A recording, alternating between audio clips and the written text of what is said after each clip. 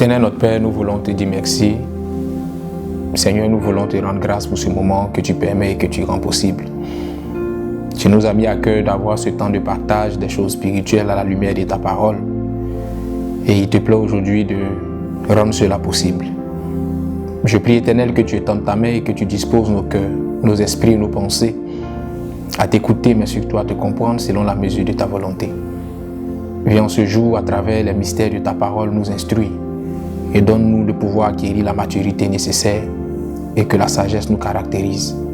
Béni sois-tu parce que tu le fais. Nous le croyons, nous le confessons, nous l'acceptons. Au nom de Jésus-Christ. Amen. Je vous salue tous dans le nom de Jésus-Christ. Vous qui êtes membres du temps des paroliers, vous qui avez été sélectionnés pour prendre part à cette rubrique Code de vie. Sélectionnés effectivement parce que les choses spirituelles retournent de tout ce qui est de l'ordre de la maturité. Pour toute chose spirituelle, il faut une certaine maturité. Et c'est en cela que cette plateforme d'enseignement ne sera pas ouverte à tout le monde. Parce que nous tenons compte de la maturité et il faut éviter de choquer la sensibilité religieuse ou spirituelle de certaines personnes. Cela ne veut pas dire que ce que nous allons développer ici est anti-biblique, mais cela est certainement au-dessus de la maturité ou du niveau spirituel de certains. Alors aujourd'hui, nous allons introduire Code de vie avec un thème qui a été déjà annoncé sur nos différentes plateformes. Le thème, c'est ton étoile spirituelle. Et la référence biblique se trouve en 1 Corinthiens, le chapitre 15, à partir du verset 39 à 41. Passage que nous allons utiliser pour parler de l'étoile spirituelle. Je lis la parole de Dieu. La Bible déclare: toute chair n'est pas la même chair, mais haute est la chair des hommes, haute est celle des quadrupèdes, haute celle des oiseaux, haute celle des poissons. Il y a aussi des corps célestes et des corps terrestres, mais l'autre est l'éclat des corps célestes et autre est celui des corps terrestres. Haute est l'éclat du soleil, haute est l'éclat de la lune et haute est l'éclat des étoiles. Même une étoile diffère en éclat d'une autre étoile. Amen. Alors voici ce passage de Corinthiens, le chapitre 15, 39 à 41 que nous venons de lire. Et ce passage-là révèle deux vérités importantes. La première vérité que ce passage révèle, c'est que l'homme est doté de deux corps. Le corps terrestre et le corps céleste. Le corps terrestre qui est l'enveloppe physique, l'enveloppe corporelle, et le corps céleste qui va s'identifier en l'esprit et en l'âme. Lorsqu'un homme décède, on pleure cet homme, pas parce que le corps terrestre n'est plus, mais on pleure cet homme parce que le corps céleste, qui est l'âme ou qui est l'esprit, n'est plus en cet homme. C'est en cela que dans le thème spirituel, on dit qu'il a rendu l'esprit. La Bible déclare que Jésus-Christ sur la croix a rendu l'esprit, parce que le corps céleste a quitté le corps terrestre. La deuxième vérité que ce passage nous révèle, ce passage révèle qu'il y a des étoiles. Et chaque étoile a un éclat qui diffère du moins d'une autre étoile. Cela veut dire que tout homme sur la terre est doté d'une étoile spirituelle. Et tout homme sur la terre est en lui-même une étoile spirituelle.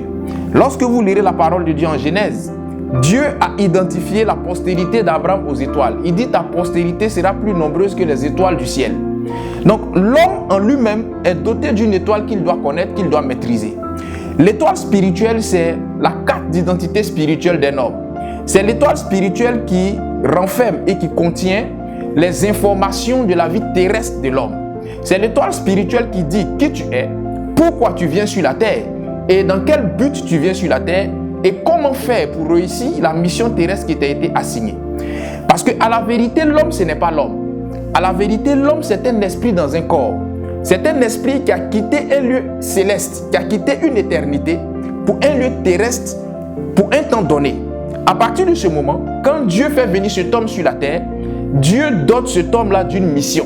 Et l'étoile spirituelle est cette chose-là qui détient les données de la mission terrestre de l'homme. Lorsque vous lirez la parole de Dieu, vous allez comprendre à travers ce passage de Corinthiens qu'il n'y a même pas lieu d'envier ou de jalouser qui que ce soit. Parce que la Bible déclare que l'éclat d'une étoile n'est pas celle d'une autre. Quelle que soit ta mentalité, quelle que soit ta grandeur, quelle que soit ta personne, il ne faut jamais envier quelqu'un. Parce que l'éclat de son étoile n'est pas l'éclat de ton étoile. Lorsque vous lirez la parole de Dieu en Genèse, la Bible parle d'une famille qui est la famille de Jacob.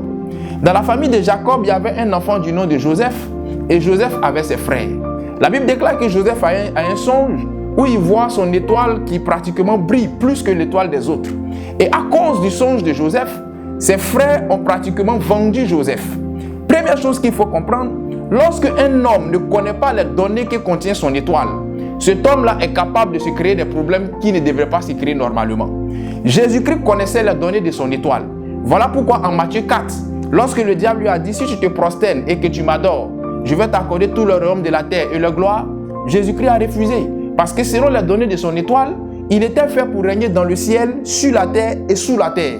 Et le diable lui proposait seulement un règne terrestre. C'est-à-dire, le diable lui proposait seulement le tiers du règne que son étoile lui prédisait.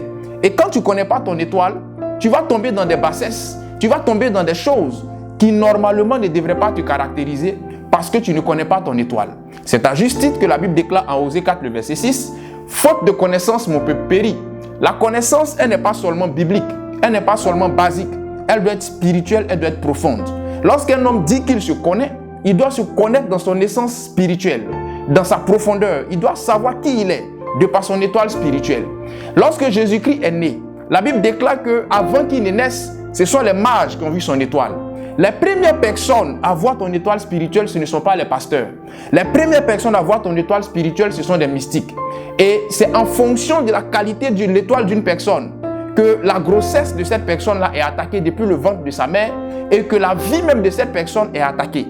Il y a des problèmes que tu connais, il y a des situations que tu traverses qui sont dues à ton étoile. Des gens ne t'aiment pas parce que tu l'as fait mal, pas parce que tu as posé une action malencontreuse à leur égard, mais à cause des vibrations de ton étoile, ces personnes-là ne t'acceptent pas dans leur rayon. Et c'était le problème de Joseph. Joseph a été vendu à cause de son étoile. De même que ton étoile peut t'ouvrir des portes. Les vibrations de ton étoile peuvent t'ouvrir des portes. Il y a des enfants qui naissent et partout où on passe avec ces enfants, ce sont des dons, ce sont des promesses qu'on fait. Pourquoi? À cause de la vibration de l'étoile. Et souvent la maman dit non, c'est parce que l'enfant là est trop beau. L'étoile ne tient pas compte de la beauté physique. L'étoile du moins spirituelle tient compte de la qualité des données qu'elle détient vis-à-vis de la personne qui la porte. Alléluia. Alors, il faut déjà comprendre ce premier principe-là. Vous savez, il y a des enfants qui sont nés et leur venue à la naissance a suffi pour que le père ait un emploi. Et il y en a d'autres qui sont nés et leur venue à la naissance a suffi pour qu'on divorce leur maman. Savez-vous que l'étoile spirituelle de Jésus a failli coûter le mariage à Marie? C'est à cause de l'étoile spirituelle de Jésus-Christ qu'on a failli divorcer Marie. Parce que Marie, lorsqu'elle a dit à Joseph, son fiancé, qu'elle était enceinte, Joseph a dit, ah, vraiment, je vais me séparer de toi. La Bible déclare que Joseph songeait en secret à se séparer de Marie. Et l'ange lui a dit de ne pas le faire.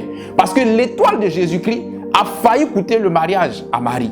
L'étoile de Jésus-Christ a aussi failli coûter la vie à Joseph et à Marie. À cause de son étoile, on voulait le mettre à mort. Parce que l'étoile disait qu'il était le roi des Juifs. Et donc, l'étoile spirituelle d'une personne peut lui créer des problèmes. Mais au-delà de sa personne, l'étoile spirituelle peut créer des problèmes à tes parents et même créer des problèmes à ton entourage. De même que l'étoile peut aussi apporter des solutions à ta personne comme à ton entourage. Ça, c'est le premier point que vous devez comprendre. Deuxièmement, il faut savoir qu'il y a trois grands types d'étoiles. Et nous allons lire la parole de Dieu en Luc. Luc le chapitre 19. Et nous allons voir les trois grands types d'étoiles. Luc le chapitre 19 au verset 12. Luc le chapitre 19, à son verset 12, quand on va lire la parole de Dieu, je lis la parole de Dieu, la Bible déclare, il dit donc, un homme de haute naissance s'en alla dans un pays lointain pour se faire investir de l'autorité royale et revenir ensuite. Amen. Alors, dans ce passage que nous venons de lire, la Bible parle d'un homme de haute naissance. C'est le premier type d'étoile spirituelle. Il y a des étoiles spirituelles de haute naissance. La Bible déclare qu'il alla d'un pays lointain pour se faire investir d'une autorité royale. Celui qui est doté d'une étoile de haute naissance, c'est quelqu'un qui a une autorité royale dans les gènes à la base, même quand il n'est pas issu d'une famille royale. L'autorité royale, c'est quoi? L'autorité royale, c'est cette force spirituelle, cette force surnaturelle. Pour employer le terme plus clair, c'est cette aura que cette personne aura, cette onde que cette personne va dégager, ce charisme que cette personne va dégager, qui est en elle depuis le ventre de sa mère, qui est inné en elle. Même bébé, la personne dégage un charisme, dégage une aura. Vous savez, tout le monde n'est pas fait pour être leader. Voilà comment certaines personnes se font monter par des amis pour dire non, tu es là, tu suis telle personne, tu devrais faire ça, tu devrais faire ça. Il y a des gens qui sont nés pour être leaders et il y en a d'autres qui sont nés pour soutenir des leaders. Il y a des gens qui sont nés pour prospérer et il y en a d'autres qui sont nés pour soutenir ceux qui prospèrent. Il y a des gens qui sont nés pour prospérer à travers le fer et il y en a d'autres qui sont nés pour prospérer à partir de la terre. Il y a d'autres qui sont nés pour prospérer à partir des eaux et il y en a d'autres qui sont nés pour prospérer à partir d'autres choses. Donc les données de ton étoile sont ces choses-là qui te révèlent l'authenticité de ta personne. Donc la première étoile spirituelle, c'est l'étoile de haute naissance. Alléluia. Le deuxième type d'étoile spirituelle, c'est l'étoile de noble naissance. Celui qui est issu de l'étoile de noble naissance, il acquiert son charisme, il acquiert son potentiel spirituel une fois qu'il accède à la naissance, c'est-à-dire une fois qu'il vient à la naissance.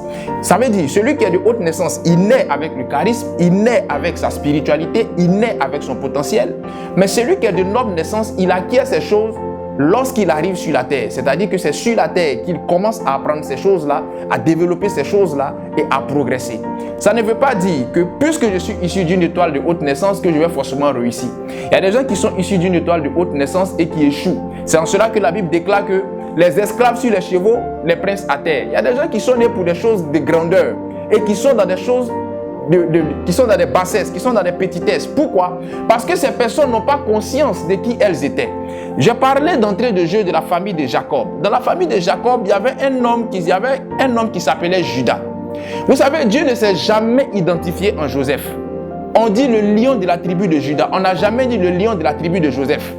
Mais Judas, ne connaissant pas son étoile, l'ignorance qu'il avait de son étoile spirituelle l'a emmené à envier Joseph au point de participer à la vente de Joseph. Alors qu'il était quelqu'un en qui Dieu s'identifiait, en qui Dieu se reconnaissait. Voilà comment des gens sont appelés à une haute naissance et vivent dans des choses basses, vivent dans des choses minimes, se contentent de petites choses, alors que leur étoile est une étoile de grandeur. Et il y en a d'autres qui sont appelés à la noble naissance et se contentent aussi de choses inférieures, rentrent dans la compromission, alors qu'ils sont appelés à la noblesse. Et le troisième type d'étoile spirituelle, c'est l'étoile de basse naissance. L'étoile de basse naissance qui donne à une personne d'être, comme on le dit dans le jargon spirituel, d'être purement terrestre, qui est vraiment attachée aux choses de la terre, qui est vraiment dans une certaine logique de vie. Alléluia. Mais ça ne veut pas dire que cette personne ne peut pas connaître une réussite aussi fulgurante ou grandiose. Amen. Et donc voici les trois grands types d'étoiles ainsi développées. Vous savez, une étoile spirituelle se lit, une étoile spirituelle se décode, une étoile spirituelle se déchiffre. Et lorsque vous lirez la parole de Dieu, la Bible, en psaume, plus précisément le psaume 139, si j'ai bonne mémoire, la Bible nous donne quelques éléments là-bas. Nous allons lire ce passage-là. Psaume 139, verset 13 à 16. Psaume 139, le verset 13 à 16, que je vais lire très rapidement. Psaume 139, verset 13 à 16. La Bible déclare ce qui suit. Psaume 139, 13 à 16. C'est toi qui as formé mes reins, qui m'as tissé dans le sein de ma mère. Je te loue de ce que je suis une créature si merveilleuse. Tes œuvres sont admirables et mon âme le reconnaît bien. Mon corps n'était point caché devant toi lorsque j'ai été fait dans un lieu secret, tissé dans les profondeurs de la terre. Quand je n'étais qu'une masse informe, tes yeux me voyaient. Et sur ton livre étaient inscrits les jours qui m'étaient destinés avant qu'aucun d'eux existât. Amen. Alors, le passage de Psaume 139 nous montre que il y a un livre dans lequel la vie de l'homme est écrite d'avance. La Bible déclare qu'il y a un livre dans lequel Dieu a rédigé la vie de l'homme avant même que l'homme n'existe. Gloire à Dieu. Et il y a 4 canaux majeurs par lesquels on peut lire l'étoile d'une personne. Parce que comme je l'ai dit d'entrée de jeu, l'étoile détient les données de la vie d'une personne. L'étoile détient des informations au sujet de la vie d'une personne. Ces informations-là sont lesquelles? Ce sont ces informations contenues en grande partie dans ce livre dont la Bible parle en Psaume 139. Alors, les 4 grands canaux majeurs par lesquels on peut décoder ou déchiffrer l'étoile d'une personne.